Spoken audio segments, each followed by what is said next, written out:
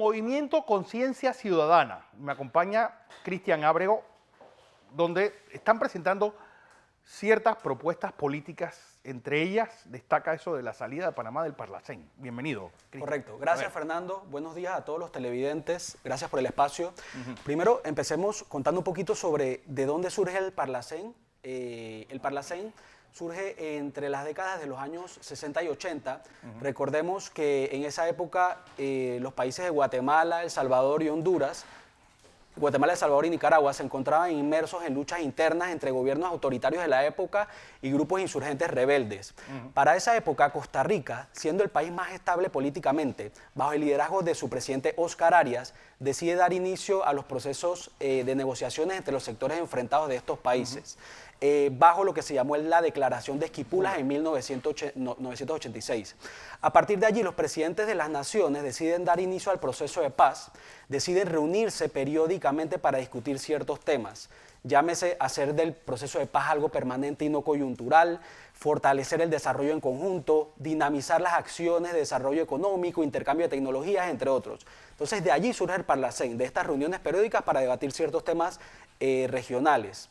Eso era en ese entonces. Si vamos al 2019 y leemos el Tratado Constitutivo, dice que alguna de las atribuciones del Parlacén es servir como foro para análisis de temas políticos, económicos y demás, fortalecer el sistema democrático, entre otras cosas, ¿no? Allí lo que se habla es propiciar la convivencia pacífica y todo lo demás.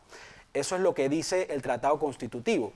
Ahora, cuando tú ves el Parlacén en el caso de Panamá, y ves los 40 diputados, hay 40 diputados entre principales y suplentes, 17 de los 40 o han sido condenados o están siendo investigados o han sido señalados por estar vinculados a algún tipo de delito contra la administración pública. Hay diputados involucrados en casos como Blue Apple, El Gallero, indemnización irregular de buses Diablos Rojos por 93 millones, manejo irregular de fondos de parte de diputados de la Asamblea.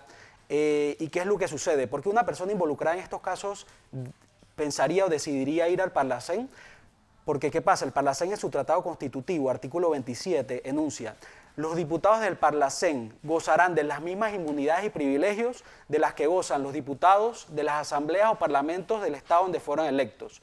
Entonces, ¿cómo se traduce eso? ¿Cómo se mastica eso? ¿Qué pasa? Nuestra Constitución dice que los diputados, tanto de la Asamblea como del Parlacén, no pasan por la justicia ordinaria, sino que los juzga la Corte Suprema. Una persona que es juzgada por la Corte Suprema exige que el denunciante aporte algo que se llama la prueba idónea. La prueba idónea obliga al denunciante a aportar una prueba que demuestre que la persona denunciada es culpable. ¿Eso qué significa? Que estás demostrando que la persona es culpable antes de iniciar la fase investigativa, reemplazando la función del juzgador. Por eso es que es muy difícil que se investigue y se procese a un diputado en Panamá, por la prueba idónea. Pero ahorita, por ejemplo, el presidente Martinelli fue miembro del Parlacén sin prueba idónea, porque ni siquiera imputación le hicieron. Es decir, aquí el gran problema, yo creo que no está en las instituciones, porque al final nunca América Central había estado tan violenta como ahora, incluso en sus años de guerrilla. Nunca necesitamos hacer frente común a problemas externos como ahora que está este problema de la migración hacia América del Norte, ni nunca habíamos tenido una institución que nos permitiera conseguir economía de escala, porque al final el gran problema del Parlacén es que ahí se discute de todo, pero no se habla de nada. Y, por ejemplo, se tuvo una iniciativa de compra masiva de medicinas de todos los países de Centroamérica.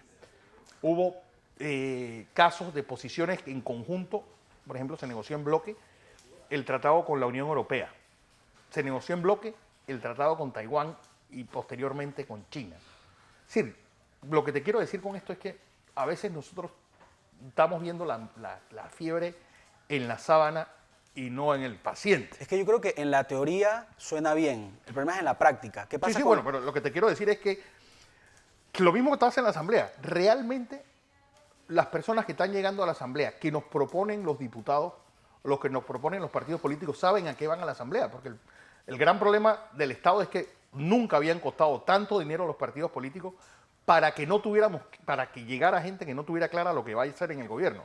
Sí, ¿y qué pasa con el Parlacén, Fernando? Es que no es un organismo vinculante, como a diferencia del Parlamento Europeo. Bueno, es igual que la Defensoría del Pueblo. Nosotros gastamos o dilapidamos 5 millones de dólares todos los años en la Defensoría del Pueblo para algo que no es vinculante para nadie y que todo el mundo toma por el pito del sereno porque no le parábola a nadie. Sí, y parte de las razones por las que el Parlacén no es vinculante y sus decisiones muy pocas veces se ven ejecutadas es porque no son electos por sufragio popular, son electos por los partidos y candidatos presidenciales de libre postulación.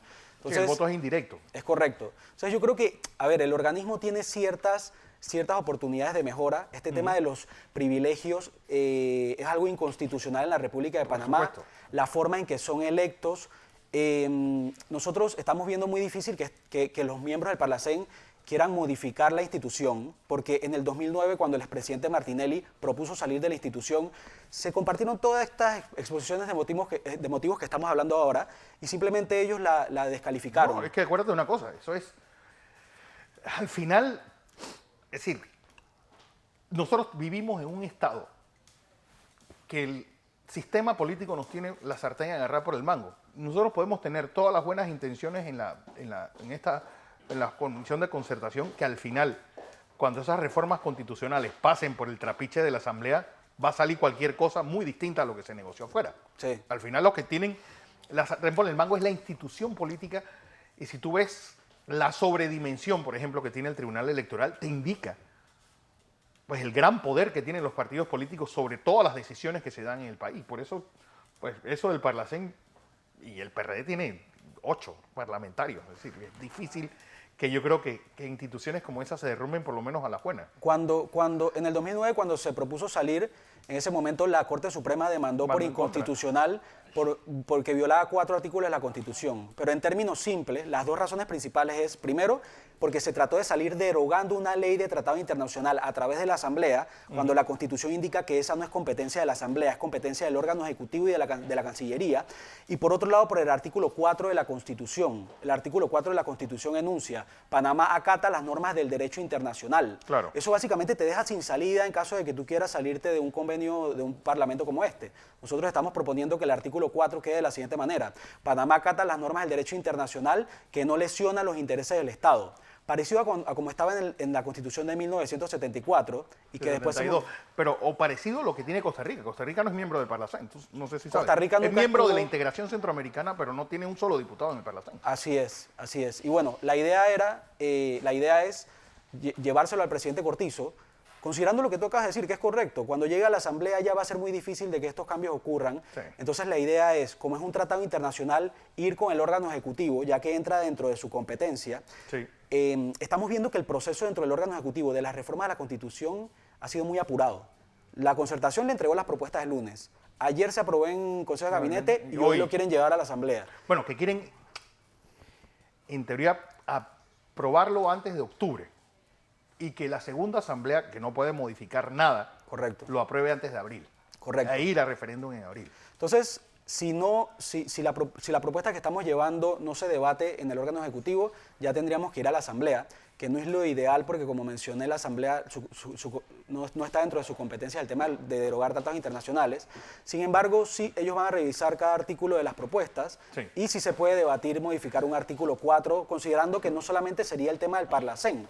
Recuerda que modificar el artículo 4 permitiría que Panamá no se deje someter de presiones internacionales que vienen de afuera y que ya están llegando a otros países para establecer corrientes que no necesariamente se deben implementar en base a presiones internacionales. Yo creo que Panamá es una república democrática, soberana, independiente, y que los temas que competen a la nación panameña se deben de decidir desde adentro, no desde afuera.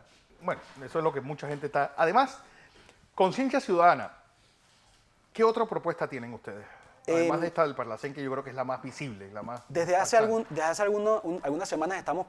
A ver, ¿qué es Conciencia Ciudadana? Es un movimiento que tiene 2 funciones: proponer iniciativas de ley desde la participación ciudadana a la Asamblea y participar en actividades de voluntariado. Desde las últimas semanas hemos ido trabajando propuestas de iniciativas de ley que estamos viendo llevar a la Asamblea la semana siguiente, ahora que ya las comisiones están establecidas. ¿Cómo cuáles? Ley de propiedad horizontal, incluir parte de cómo las promotoras Hoy día Sí. las promotoras se salen con la suya y no benefician Porque hay un al vacío. consumidor. Es decir, si pasa de tanto, a Codeco no te puede ni ver el caso. Es correcto. Y hoy Queda con uno con un grado de indefensión única. Claro, y hoy con el precio que tienen los apartamentos, la idea es que cuando haya vicios ocultos, cuando haya daños que sean imputables a la promotora, que se maneje con un poquito más de justicia, de balance con los consumidores. Estamos viendo también hacer un manejo más eficiente de los vehículos estatales a través de un sistema más innovador.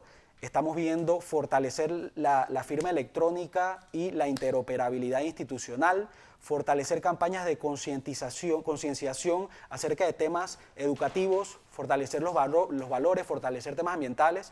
Hoy día las campañas masivas de publicitarias te bombardean de mensajes que no necesariamente son buenos para la ciudadanía. Entonces, campañas de concienciación que busquen fortalecer la educación desde el hogar y fortalecer la educación en valores, que es uno de los principales problemas que tenemos como país. Así es.